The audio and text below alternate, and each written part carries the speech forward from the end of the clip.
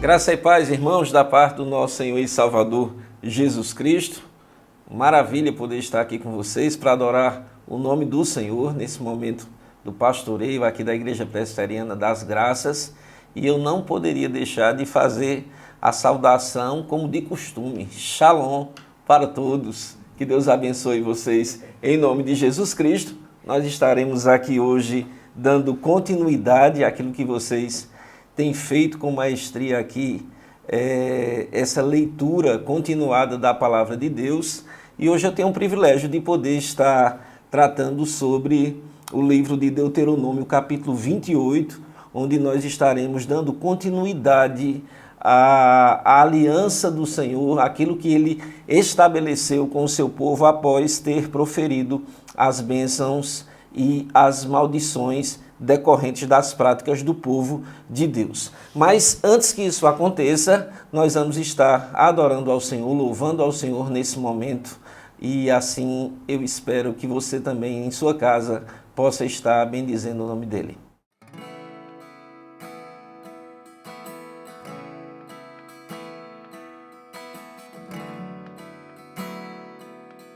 Ele é aquele que estava desde o princípio. Estavas desde o princípio, eterno tu és, Senhor. Criaste do nada a terra, me rendo a ti.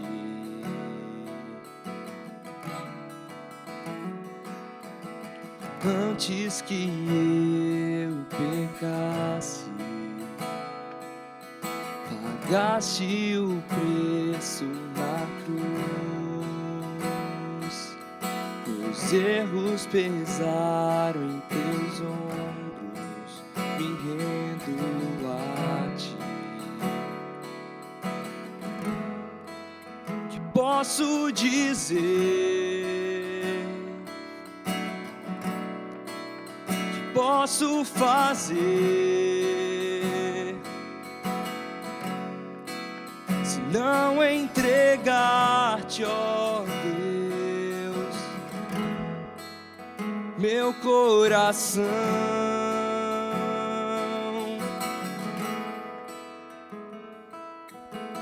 Na salvação caminho,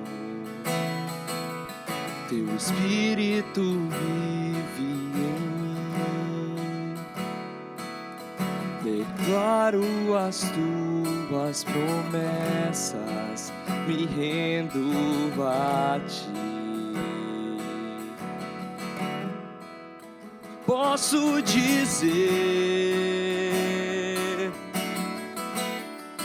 que posso fazer se não entregar-te, ó Deus, meu coração? Que posso dizer? Que posso fazer se não entregar-te, ó Deus, meu coração?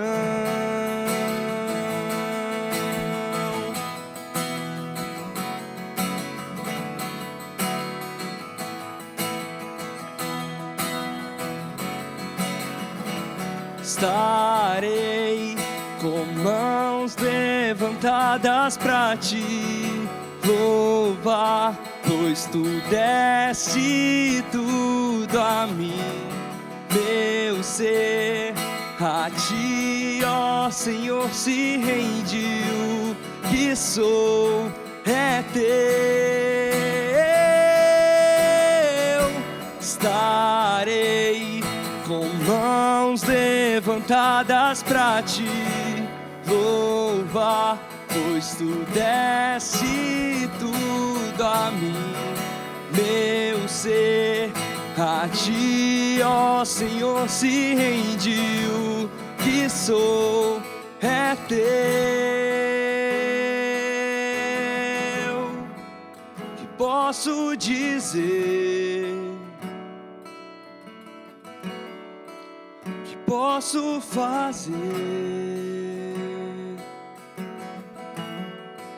Se não entregar-te, ó Deus, meu coração, que posso dizer? Que posso fazer? Se não entregar-te, ó Deus, meu coração,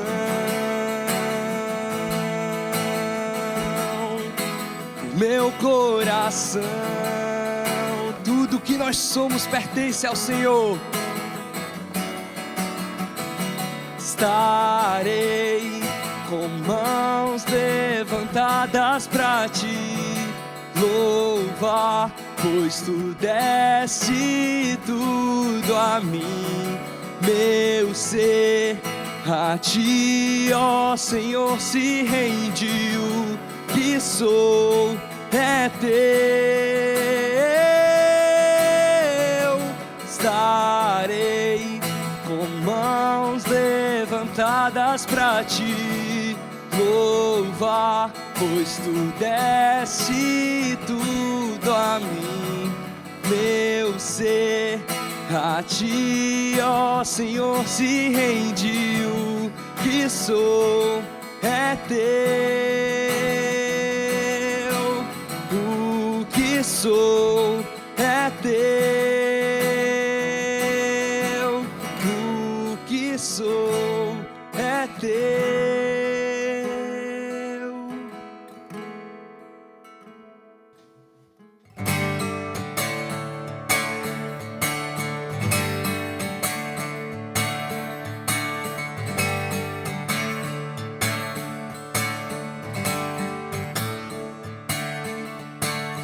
Vivo hoje, estou aqui, pois Ele decidiu me amar, e então eu posso livre andar. O seu sangue sobre mim me comprou, me restaurou, sem culpa então me tornou.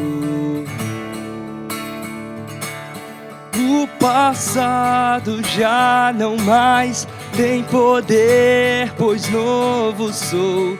Nele vou viver, posso amar. Toda a morte e o sofrer não me assustarão jamais, pois foi Ele quem venceu em meu lugar. Jesus Cristo, Rei dos Reis, nos trouxe a redenção, a esperança retornou, graça e paz nos revelou.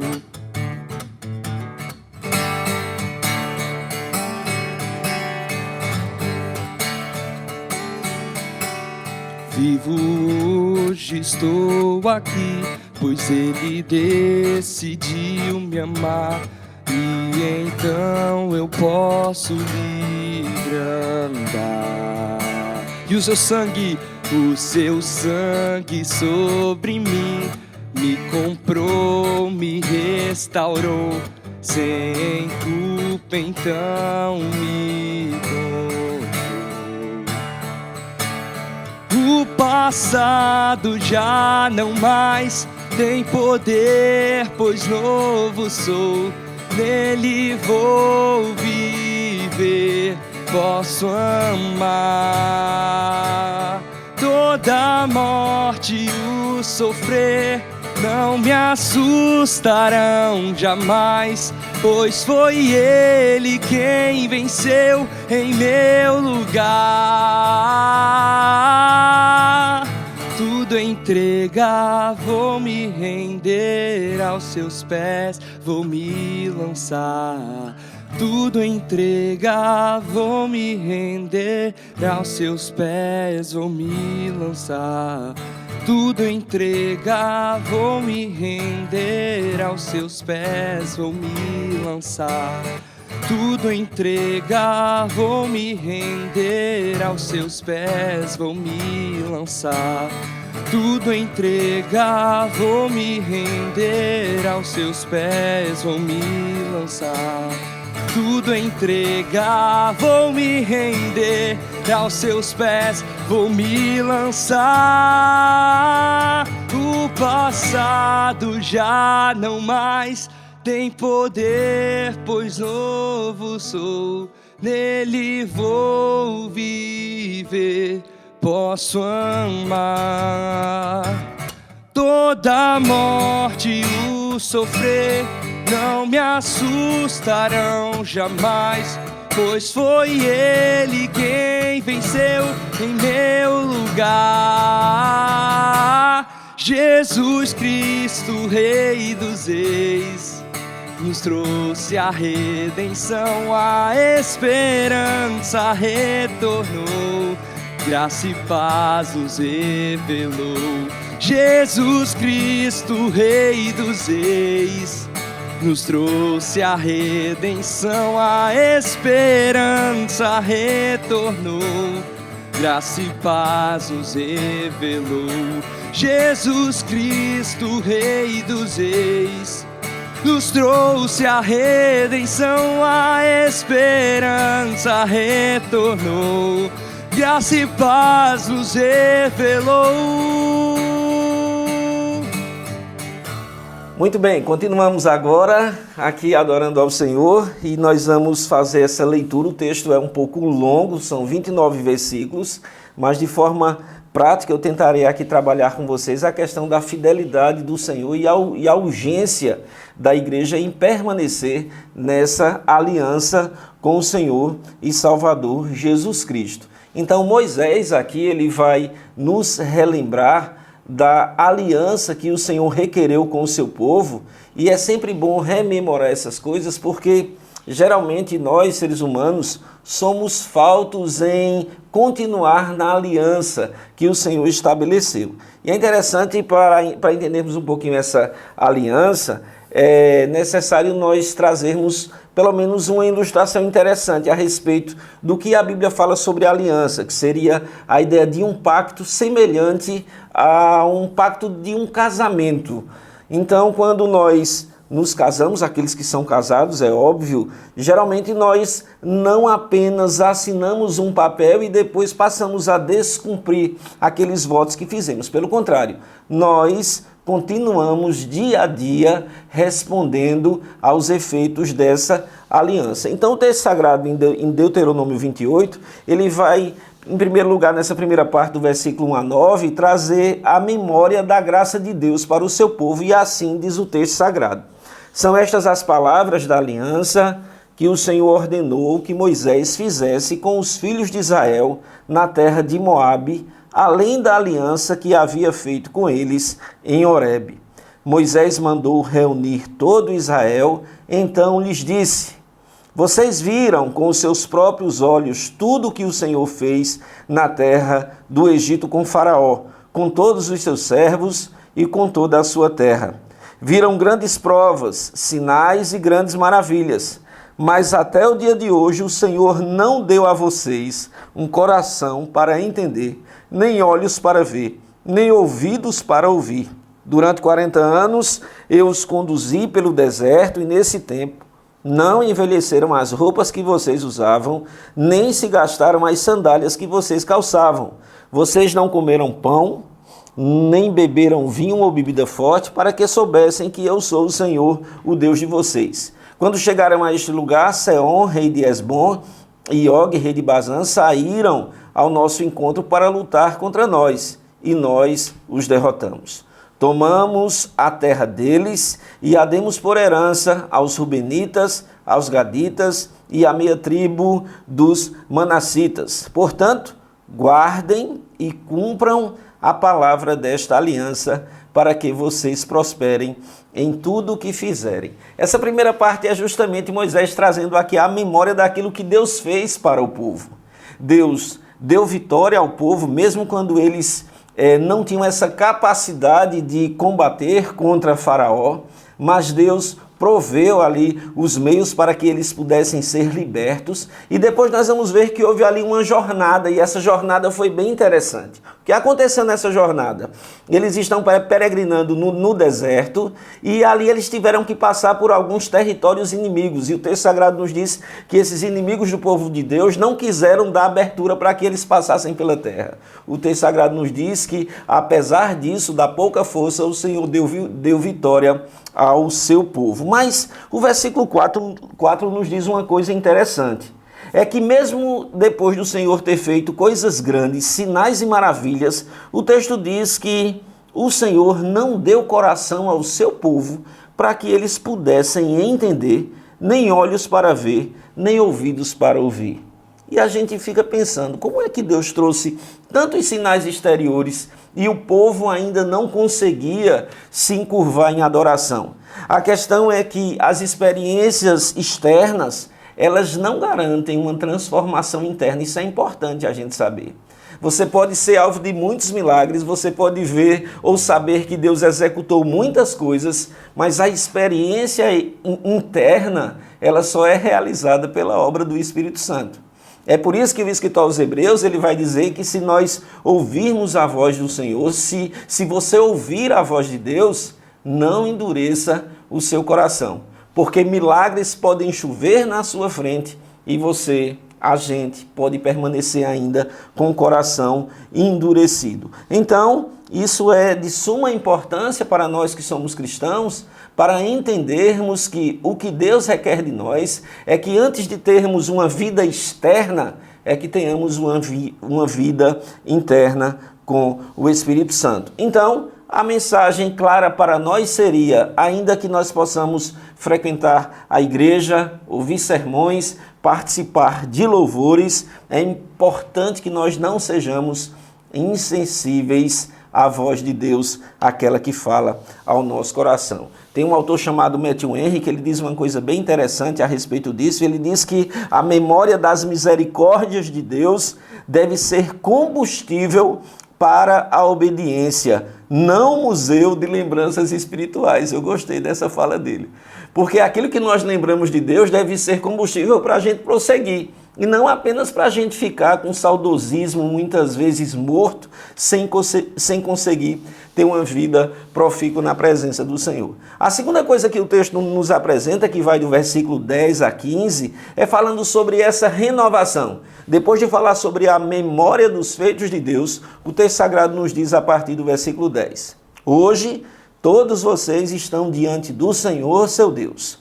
Os chefes das tribos, os anciãos e os oficiais, todos os homens de Israel, as crianças, as mulheres e os estrangeiros que se encontram no arraial, desde o rachador de lenha até o tirador de água.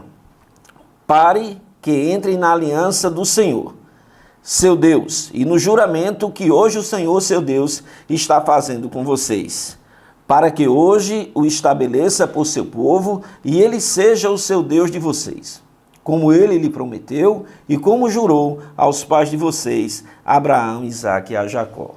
Não é somente com vocês que eu faço esta aliança e este juramento, porém com aquele que hoje aqui está conosco diante do Senhor nosso Deus e também com aquele que não está aqui hoje conosco. Isso é maravilhoso, irmãos. Porque o texto sagrado vem dizendo que já naqueles dias o Senhor havia dito e predito que a aliança não era apenas com aquelas pessoas que ali estavam, mas é importante nós entendermos aqui quem ele está chamando para a aliança.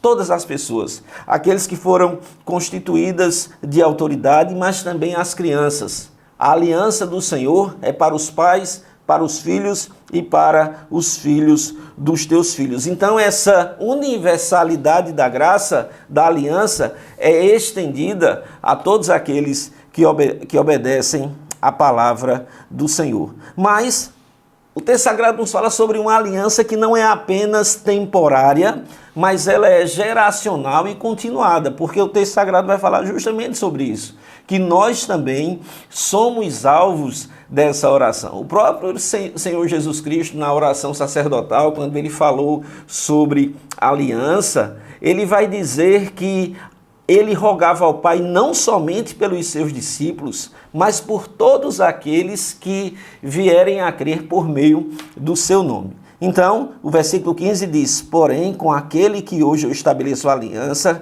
essa aliança do Senhor é também com aqueles que não estão aqui no nosso meio. Essa aliança é uma aliança perpétua. E como essa aliança é cumprida de forma cabal?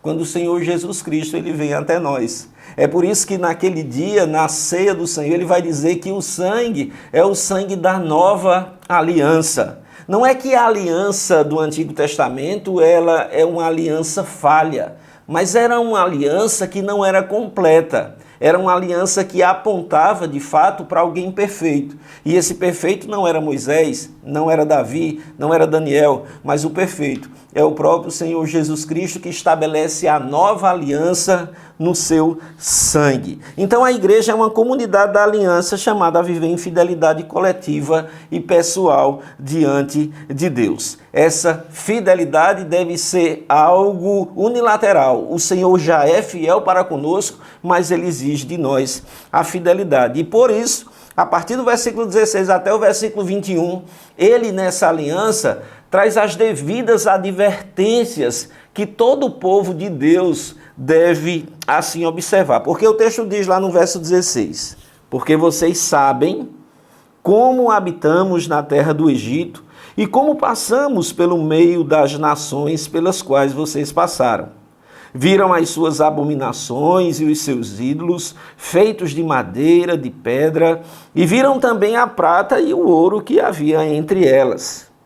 Que entre vocês não haja homem nem mulher, nem família, nem tribo, cujo coração hoje se desvie do Senhor nosso Deus e vá servir os deuses destas nações. Que não haja entre vocês raiz que produza erva venenosa e amarga. Ninguém que ouvindo as palavras desta maldição se abençoe no seu íntimo dizendo: terei paz, mesmo que eu ande na teimosia do meu coração, pois isso destruiria a terra molhada com a seca. O Senhor não estará disposto a perdoá-lo, pelo contrário, a ira do Senhor e o seu zelo se acenderão sobre tal homem, e toda maldição escrita neste livro cairá sobre ele. E o Senhor apagará o nome desse homem da face da terra. O Senhor o separará de todas as tribos de Israel para a calamidade, segundo todas as maldições da aliança escrita neste livro da lei. Aqui na aliança agora o Senhor estabelece leis, mandamentos que o povo de Deus não deveria quebrar. E o pecado aqui que ele está tratando é justamente o pecado da idolatria. É o pecado que faz nós reduzirmos o Senhor nosso Deus, Criador do universo, a uma mera criatura qualquer. O apóstolo Paulo, falando sobre essa idolatria, ele vai nos dizer lá em Romanos capítulo 1, a partir do versículo 18, que a ira de Deus, ela se manifesta sobre os filhos da desobediência. E a desobediência aqui no texto, segundo o relato de Moisés, é que o povo deveria ter muito cuidado para eles não trocarem o Senhor Deus por deuses falsos. Mas talvez você diga assim: mas Stuart, isso é contraproducente, eles jamais teriam a capacidade de fazer isso. Você que pensa. Foi o que mais o povo de Deus fez, foi trocar o Senhor por outros deuses, deuses que não existiam. E é interessante que o povo de Deus, por rebeldia, a palavra do Senhor nos diz que quando o próprio Moisés ele subiu para assim receber do Senhor as tábuas da lei, quando ele desce ao arraial, o povo de Deus ali tinha construído um ídolo, dizendo: esse foi o Deus que nos tirou da terra do Egito, um bezerro de ouro. Tudo aquilo que Deus tinha dito vocês não façam, eles passaram a fazer. E o texto sagrado vem dizendo uma coisa bem interessante no versículo 18. É que não haja entre vocês raiz que produza erva venenosa e amarga. Essa erva venenosa e amarga aqui não é uma planta, mas é alguém que tem no coração enraizado de maldade, de pecado, conduza o povo de Deus a pecarem contra o próprio Senhor. Nós vamos ver isso, por exemplo, quando os espias, os 10 espias, eles trazem aquele relatório de desconfiança do Senhor. Quando eles vão dizer que a terra é boa, que eles deveriam entrar, mas eles vão dizer, a gente não tem como entrar, porque lá tem gigantes. Eles não creram na providência de Deus e assim foram atraídos pela incredulidade dos seus corações. Aqui, o mandamento é claro, dizendo que não haja no meio de vocês pessoas que conduzam outras pessoas ao pecado. Nós devemos ser instrumentos de bênção na vida das pessoas e não sermos pedra de tropeço, levando outros a se afastarem de Deus. E o texto, ele nos traz outra informação bem interessante no versículo 19, quando ele diz assim, que ninguém tenha a capacidade enlouquecida de dizer, eu tenho paz mesmo na minha teimosia. Tem pessoas que são teimosas aos mandamentos do Senhor, que não se rendem aos mandamentos do Senhor, e às vezes elas acham que está tudo bem, que está tudo certo. Ainda que eu esteja na teimosia do meu coração, Deus, Ele mesmo assim, Ele me ama. Isso é muito perigoso. Nós sabemos que Deus, Ele ama o pecador, e Ele já provou isso. Mas o Senhor, Ele não tem pacto com quem vive uma vida de pecado. É importante entendermos que os acidentes no percurso, eles podem acontecer. Mas o pecado na nossa vida não deve ser uma constante. Nós já fomos crucificados com Cristo. Nós já somos nova criatura em Cristo. Por isso, devemos ter muito cuidado para que a dureza do nosso coração não nos leve a pensar que a aparência de bem-estar faz com que tenhamos vida santa, porque não é isso que Salomão nos ensina. A palavra do Senhor nos diz que a impressão, a aparência de bem-estar é o que muitas vezes conduz muitas pessoas à perdição. E o texto vai dizer que o Senhor não está disposto a perdoar aqueles que vivem uma vida de idolatria, uma vida de dureza de coração, uma vida de relutância contra os mandamentos do Senhor. Devemos entender que esses pecados, eles não são apenas pecados externos, mas também pecados secretos. Existem maldades que nós praticamos que só a gente sabe. E muitas vezes esses pecados são aqueles que tiram a nossa alegria de vir à igreja, tiram a nossa alegria de cantar, tiram a nossa alegria de participar de um pequeno grupo. Às vezes a gente vai arrefecendo, esfriando aos pouquinhos e a gente se pergunta, mas Deus, o que é que está acontecendo comigo? Porque eu já fui tão fervoroso e agora eu não estou mais. É porque às vezes tem aquele pecadinho secreto que está lá no coração, querendo se enraizar. E é preciso a gente pedir graça ao Senhor e dizer assim, Senhor, me ajuda, me dê graça para que eu abandone isso que tem me tirado da tua presença. Charles Spurgeon, falando sobre isso, ele diz que o pecado secreto na vida do crente é como a ferrugem que corrói silenciosamente o ferro até destruí-lo por dentro. Então, ferrugem, ele começa bem pouquinho, até muitas vezes acabar com todo o objeto.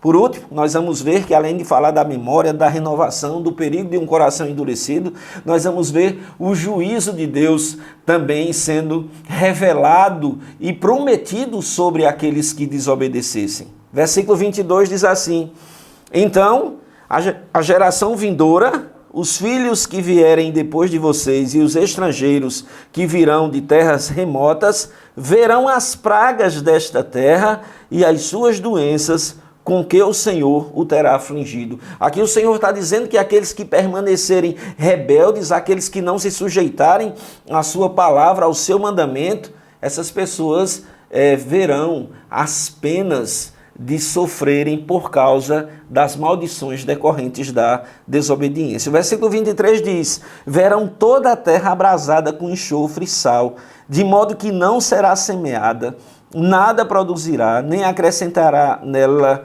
erva alguma, assim como foi a destruição de Sodoma e de Gomorra, de Adimá e de Zeboim, que o Senhor destruiu na sua ira e no seu furor. Assim, todas as nações verão e se perguntarão: por que o Senhor fez isso com esta terra? Qual foi a causa do furor de tamanha ira? Então se dirá: porque abandonaram a aliança que o Senhor, Deus de seus pais, fez com eles quando os tirou do Egito.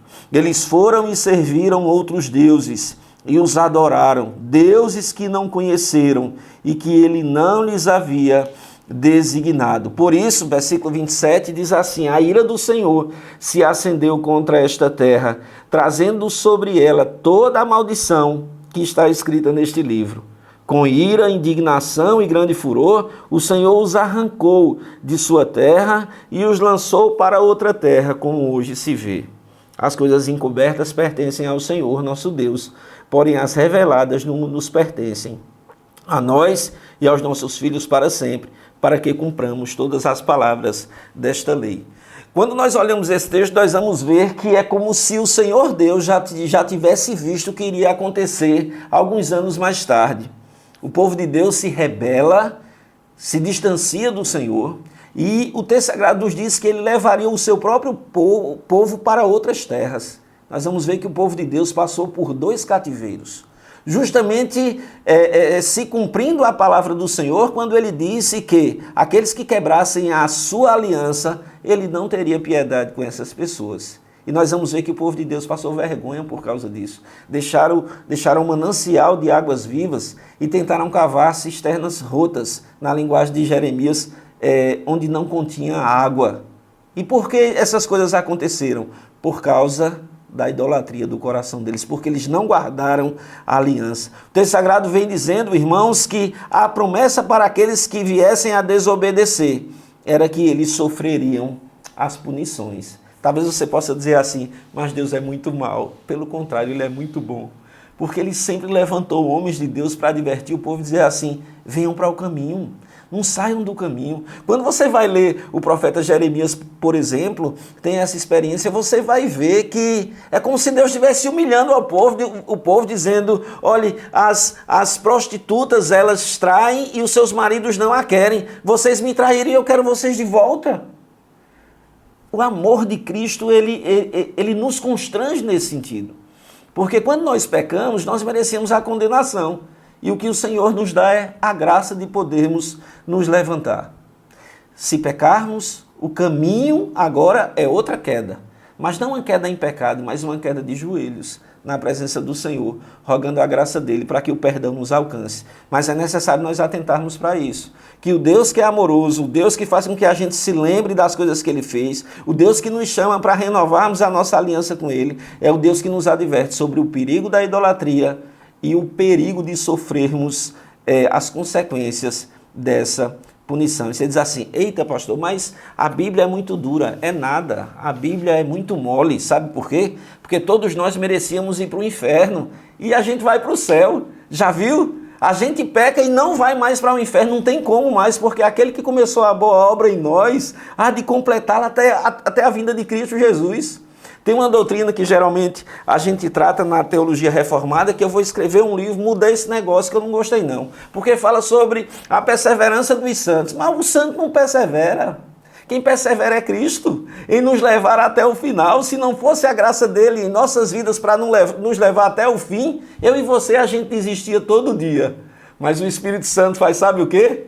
Pega na nossa mão e diz assim: eu vou levar você até o final. Então a perseverança não é a perseverança dos santos, é a perseverança de Deus em nos conduzir nessa caminhada até o final. Então, queridos irmãos, falando sobre a fidelidade da aliança, eu queria perguntar a você que já se aliançou com Deus, já se rendeu aos pactos que Ele assim o chamou, como está a sua vida com Deus hoje? Você tem permanecido fiel ao Senhor ou você tem quebrado essa aliança? Meu chamado para você, neste dia, nesta tarde, que você vai estar participando conosco, que está participando aqui conosco, eu quero te dizer que o Senhor mais uma vez vem ao seu encontro. Talvez você possa ter cometido algum pecado que nem você mesmo consiga se perdoar. Mas eu quero te dizer que não é você que vai se perdoar. É o sangue de Jesus Cristo que nos purifica de todo pecado, quem nos purifica. Então ele está te chamando para essa renovação de aliança. Não para você ficar olhando para trás, mas olhar para frente. É interessante que quando nós estamos dirigindo, nosso carro não tem o retrovisor não é do tamanho de um para-brisa. O retrovisor é pequenininho para a gente ter referencial, mas é preciso olhar para frente. É por isso que nós somos convocados a olhar para o autor e consumador da nossa fé, o nosso Senhor e Salvador, Jesus Cristo. Então, trazendo algumas aplicações aqui, cristocêntricas, como geralmente a gente costuma fazer, é importante que você saiba que a aliança que você fez, ou que você deveria fazer, a menos que você não tenha juízo, é uma aliança com Cristo. Cristo vem ao seu encontro e lhe desafia a viver essa aliança de forma digna, honrosa e sabendo que é algo que é eterno. Cristo também ele traz à nossa memória a graça dele. Se você começasse a parar para pensar um pouquinho sobre as coisas erradas que você fez, se eu for parar para pensar as coisas erradas que eu já fiz, nós somos indignos de receber algo do Senhor. Foi por isso que o Senhor Jesus Cristo levou toda a nossa miséria sobre ele, para que agora nós tenhamos vida.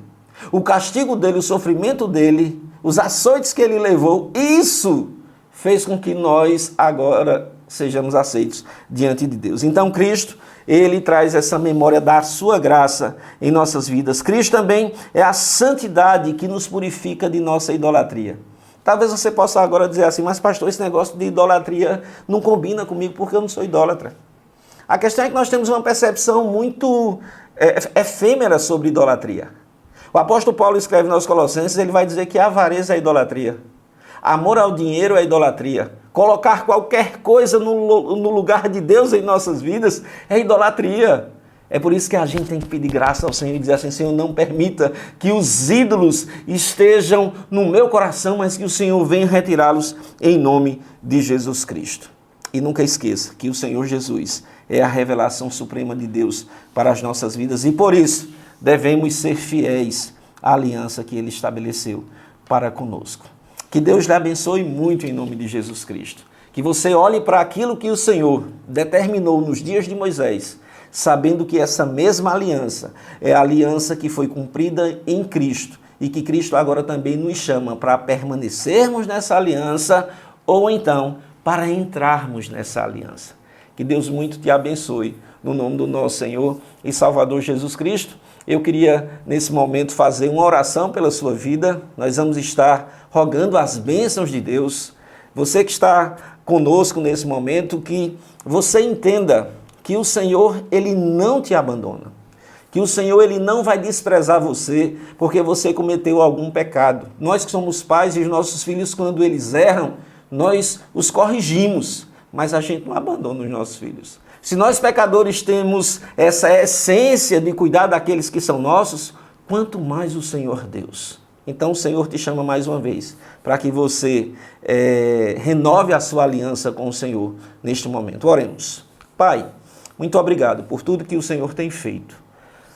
Obrigado pela tua bondade em nossas vidas. Muito obrigado porque apesar de nós quebrarmos sempre essa aliança, o Senhor sempre vem mais uma vez ao nosso encontro, com a tua graça amorosa, com o teu favor, nos corrigindo, exortando, mas nos trazendo para perto. Meu Deus, que em nome de Jesus Cristo, se alguém aqui neste momento que está afastado do Senhor, precisando voltar para ti, que seja um momento que a tua graça salvadora, restauradora, alcance cada um de meus irmãos. Aqueles que permanecem firmes, que possamos ter a humildade de saber que o homem, por mais firme que esteja, é vaidade. Que o Senhor nos dê a graça para entendermos o quanto somos pequenos. Ó Deus, em nome de Jesus, abençoa, Pai, os meus irmãos aqui da Igreja Presbiteriana das Graças. Essa bênção eu peço não apenas para eles, mas para todos aqueles que nos acompanham nesse momento. Que o teu amor, que o teu cuidado, que a tua fidelidade, que é constante em nossas vidas, sirva como combustível para que possamos também, em santidade, te amar, te buscar e viver o reino aqui na terra. Essa é a nossa oração, em nome de Jesus. Que Deus muito lhe abençoe, uma bênção estar aqui com vocês e até a próxima, se assim o Senhor Deus permitir. Deus os abençoe em nome de Jesus. Shalom!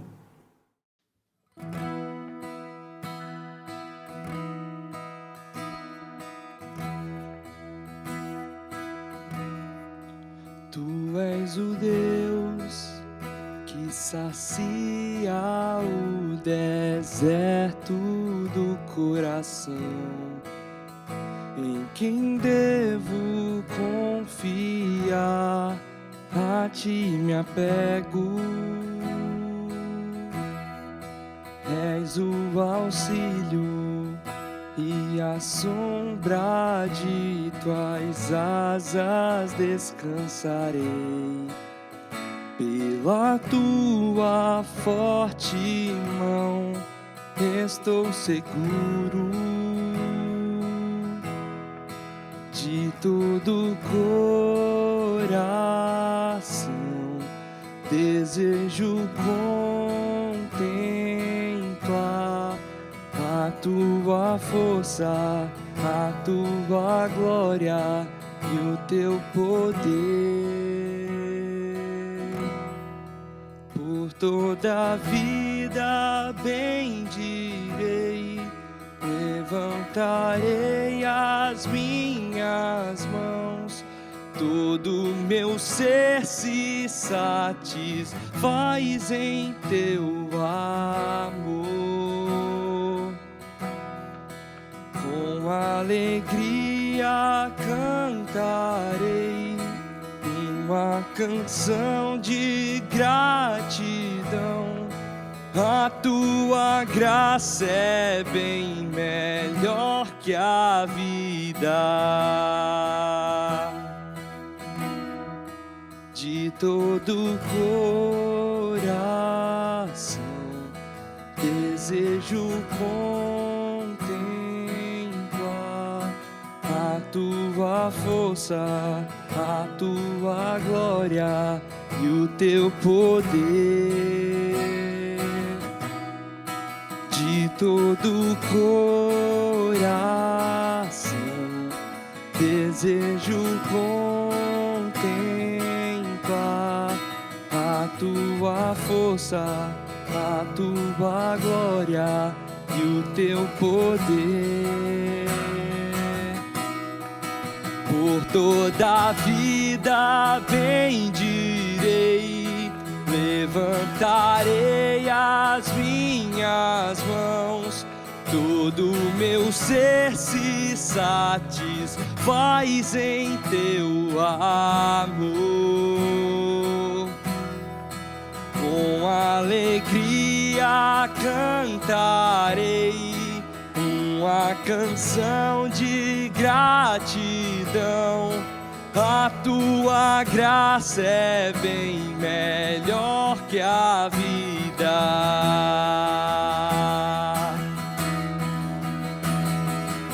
Como terra seca minha alma está, clamo pela água viva, tu podes dar. Mesmo quando a escuridão enfim me alcançar, sei que não sou de mim mesmo, Cristo é tudo o que tenho, Cristo é tudo o que tenho, Cristo é tudo o que tenho. Por toda a vida bendirei, levantarei as minhas mãos, todo meu ser se satisfaz em teu amor. Com alegria cantarei uma canção de gratidão.